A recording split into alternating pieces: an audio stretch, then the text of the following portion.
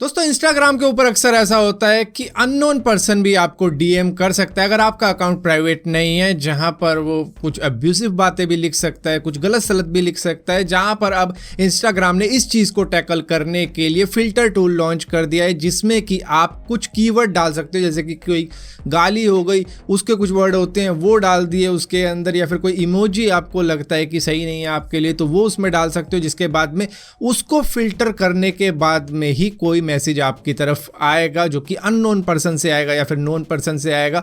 अगर ऐसा होता है कि कुछ गाली भरे मैसेज आ जाते हैं जो कि आपने कीवर्ड में डाल रखे हैं, तो वहाँ पर वो बंदा डायरेक्टली ब्लॉक हो जाएगा या फिर वो मैसेज आपके पास में आएगा ही नहीं। और इसी के साथ साथ अगर आप चाहते हो कि वो आगे भी आपसे कांटेक्ट ना कर पाए, तो इसके अंदर ये फीचर भी मौजूद होगा, जिसके अंदर अगर वो नया अकाउंट भी बना के आता है तब भी वो ब्लॉक हो जाएगा। ये फीचर दरअसल हर सोशल मीडिया प्लेटफॉर्म के ऊपर होना बहुत ज़्यादा ज़रूरी है, खास करके लड़कियों के लिए। दरअसल एक लड़की थी जिसका नाम है शश्वती सिवा, जो कि हेल्प मांग रही थी ऑनलाइन, क्योंकि उसके किसी फैमिली मेंबर को कोविड इन्फेक्शन हो गया था, जहां पर उसको ज़रूरत थी प्लाज्मा की। तो यहाँ पर वो प्लाज्मा डोनर को ढूंढ रही थी ऑनलाइन, जहाँ पर उसने अपना नंबर तक शेयर कर दिया कि अगर कोई हेल्प कर सकता है तो प्लीज़ हेल्प कर देना। मतलब उसे किसी कोविड सर्वाइवर का प्लाज्मा चाहिए था, जिसने 10-12 दिनों में मतलब कोविड हुआ और उसने उसको सर्वाइव कर लिया। तो इस मेडिकल इमरजेंसी की सिचुएशन के अंदर भी उसको कई सारे लोग इनएप्रोप्रिएट कॉल कर रहे थे, मैसेज कर रहे थे, वीडियो कॉल कर रहे थे, पिक्स भेज रहे थे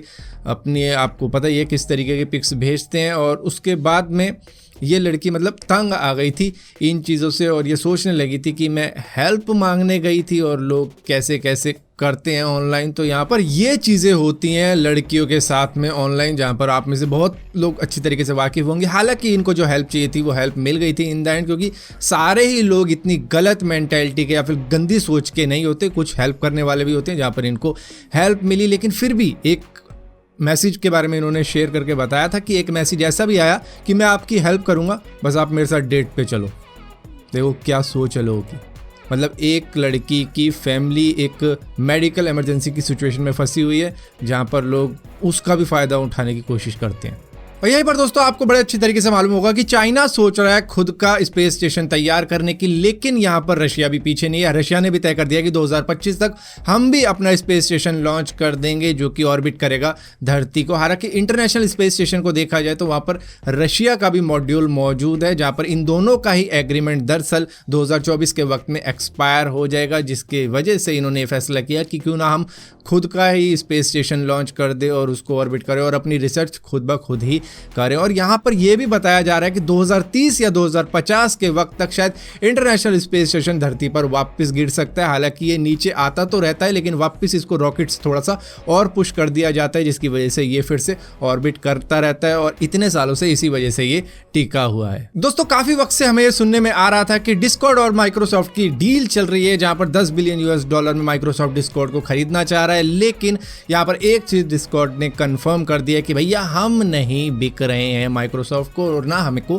बेचना है। हमारा काम बहुत बढ़िया चल रहा है और इसको हम बहुत अच्छे तरीके से पुश कर सकते हैं। हमारे कुछ फ्यूचर प्लान्स भी हैं जो कि हम अकेले ही कर सकते हैं, किसी को बेचने की हमें ज़रूरत ही नहीं है, हम अच्छा खासा कमा रहे हैं। दोस्तों एक रैंसमवेयर ग्रुप है जिसका नाम है REvil, जिसने एप्पल को भी नहीं बख्शा है। दरअसल यहाँ पर रैंसमवेयर अटैक एप्पल के ऊपर भी हो चुका है, जहाँ पर इनका कहना है कि इनके पास में कई सारे ब्लूप्रिंट मौजूद है एप्पल के कुछ प्रोडक्ट्स की, जिसके बाद में ये कह रहे हैं कि भैया 1 मई का हम आपको डेडलाइन दे रहे हैं, उस वक्त तक अगर हमें आप $50 मिलियन दे देते हो तो ये डील यहीं पर क्लोज कर देते हैं। वो ब्लूप्रिंट वगैरह हम सारे के सारे डिलीट कर देंगे। लेकिन अगर ऐसा नहीं होता है तो हम इसको इंटरनेट या फिर डार्क वेब के ऊपर बड़े आराम से बेच सकते हैं। बेशक से कम पैसों में बेचा जाए, लेकिन इसका नुकसान एप्पल को भी होगा। तो यहाँ पर देखना होगा कि भैया 1 मई तक क्या ये डील हो पाती है या नहीं हो पाती, या फिर ये रैंसमवेयर ग्रुप जो है सिर्फ ऐसे ही बातें कर रहा है और इनके पास में कोई ब्लूप्रिंट है ही नहीं।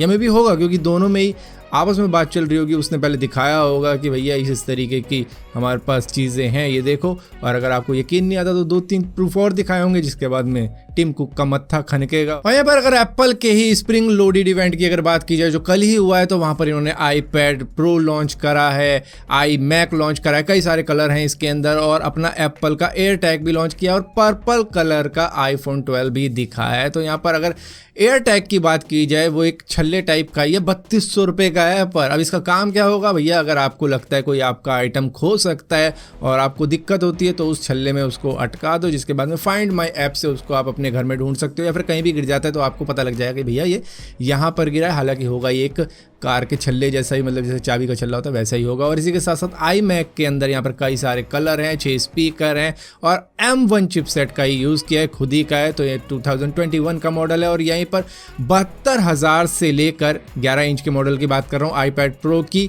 86,000 तक का होगा। डिपेंड करेगा आप वाईफाई वाला मॉडल लेते हो या फिर सेलुलर वाला मॉडल लेते हो। और यहीं पर iPad Pro के ऊपर अगर जाओगे तो 1 लाख रुपए से 1,14,000 तक का पड़ सकता है, जो कि 13 इंच की स्क्रीन के साथ आएगा। और यहीं पर दोस्तों लॉजिटेक भी शायद घात लगा के बैठा था कि एप्पल का ये इवेंट कब होगा, और उसी के ठीक बाद इन्होंने अपना कॉम्बो टच कीबोर्ड भी लॉन्च कर दिया iPad Pro के लिए, जो कि टच स्क्रीन भी होगी। हालांकि $200 का, और इंडिया में आते आते ये आपको करीबन 20,000 तक का तो पड़ ही जाएगा। तो फिलहाल के लिए इस वीडियो के अंदर इतनी अपडेट्स थी। अगर ये वीडियो आपको पसंद आती हो तो इस वीडियो को लाइक जरूर करना, शेयर जरूर करना। और इसी के साथ साथ भैया देख रहा हूँ लॉकडाउन लगा हुआ है, लेकिन बाहर लोग ऐसे घूम रहे हैं जैसे कि कुछ है ही नहीं। मतलब पहले जैसे बैरिकेडिंग लगती थी, वैसा तो सिस्टम नहीं है। जैसे कि पूरी सोसाइटी लॉक कर दी जाती थी, वैसा सिस्टम नहीं है।